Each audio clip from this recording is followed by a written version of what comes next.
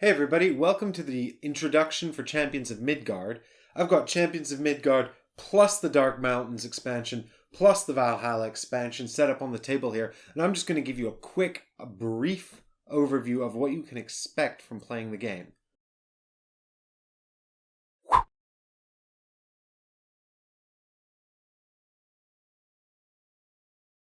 Champions of Midgard is essentially a worker selection game with a sort of push your luck resource management element that involves chucking dice and trying to defeat monsters. In the game, we all take on the role of these different Viking leaders, going out into the lands around Midgard, which is a sort of a mythical Nordic town. Midgard in Norse mythology actually means sort of like Earth or like human realm. But this realm is beset by monsters of all different kinds. In the base set, it's got trolls, draugr, and these monsters down here are different kinds. We've got dragons and fire spirits and ice spirits. The basic gameplay turn is set up so that you will be spending your meeples here on different actions around the town to gain more soldiers, who are represented by these dice, or gain resources like food and wood and gold, which you'll need to set out across the land and defeat the monsters. After every player is done taking turns putting their meeples down on the board, we'll check to see if any of them are on the fighting spaces, which are the spaces with the red banners. In this case, the one next to the troll and the ones next to the draugr. We've also got one down here. This Viking meeple has set sail for the ocean, and he's in a public longship, which you'll notice is actually a red banner. That's because the boat is used to sail off to distant lands and fight monsters, who are extra tough and scary. First, you'll have to negotiate these encounter cards, which could give you plenty of trouble. So, by placing our meeples on the board, we've been able to hire more soldiers and stuff like that, who are represented by these dice. There's a whole ton of different dice. The core set comes with 3 different kinds: the swordsman, the axeman, and the spearman. But the expansions unlock 3 more types of soldiers: the archers, the shield maidens, and the berserkers. But we'll get to that stuff in a minute. The point is that at this stage of the game, we'll be taking the armies from our player board and assigning them to the different monsters we want to kill. We'll do this all simultaneously rather than taking turns. And it's often quite a sort of a big consideration. Note that if you're going off to distant lands to kill things, you'll probably need to take some food, because otherwise you'll starve and never make it. Once we've put out all of our soldiers, it's time to resolve the combat. We start by going along the top and then the bottom of the board from left to right. We fight monsters by looking at the monster card and rolling our dice. Well, that's a great roll. This monster's been killed because our number exceeds this number. However, he's going to kill 3 people in return, so they're dead. Now we gain the rewards on the bottom of the card. We also get to keep the card as a trophy. So the red player is going to get this Troll Lord card and put it under his player board.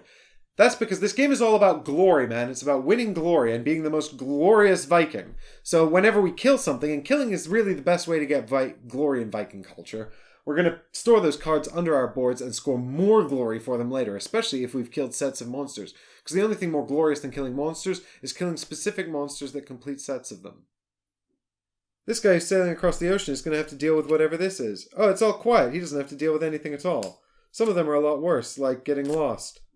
Or fighting a kraken. Wow. Once this has been resolved, he can go on and fight this monster. But first, he's got to eat some food. It's right there. So he eats up the food. Vikings will always eat all the food. And then they fight the thing. Well, they've succeeded in killing him, but they're also both dead. It doesn't matter, though, because he's going to get glory. 10 glory points and a divine favor. And that's basically the whole of the base set. Placing meeples, worker placement, getting to the glory before your opponents take the spaces you want and prevent you from getting the glory you know you deserve.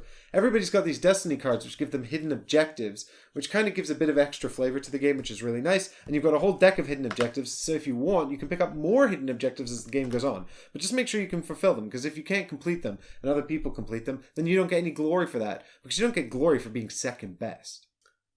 Dark Mountains Expansion adds this board up here. It's got Bergenzar on it. These are basically giants. They're kind of like the guys in the distant lands. But they give you archers. If you kill them, you get archers. That's cool. But going to the Dark Mountains is a lot like going across the distant lands. You know, you just you go up here with your meeple man.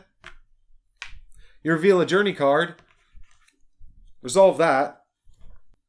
Shit, bandits. I'm going to have to fight these. I'll roll some dice. Here's my army. They did it.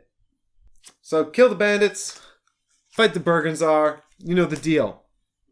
The other cool thing that comes in Dark Mountains is more trolls, more monsters, more different kinds of things. Also these archers, who are kind of like, well, they're cool warriors, and they're also very good at hunting, which means you can get food, which is great, because you need food to go to distant lands. So it just makes everything sort of a bit more interesting.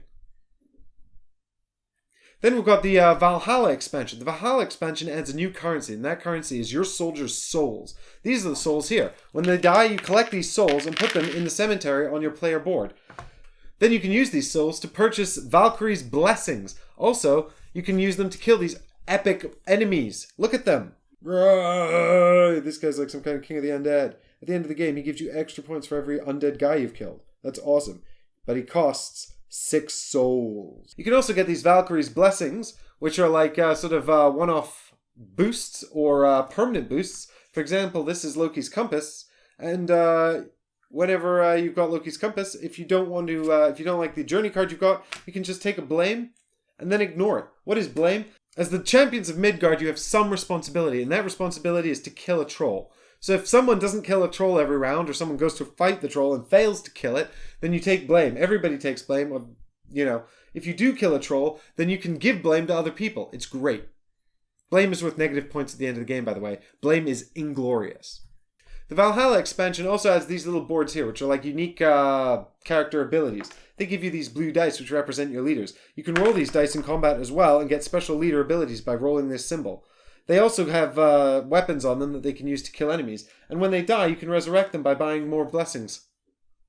So that's basically it. You've got like this new currency to manage, and but you're still playing that worker placement game and killing these monsters, because the game's really all about killing monsters and where do you send your armies. And we're going to play it tomorrow. Me and Michael and Ben will be sitting down here to run through a game of it. So I really hope you'll come and join us for that, and that this has given you some idea about what to expect from Champions of Midgard. Thanks for watching.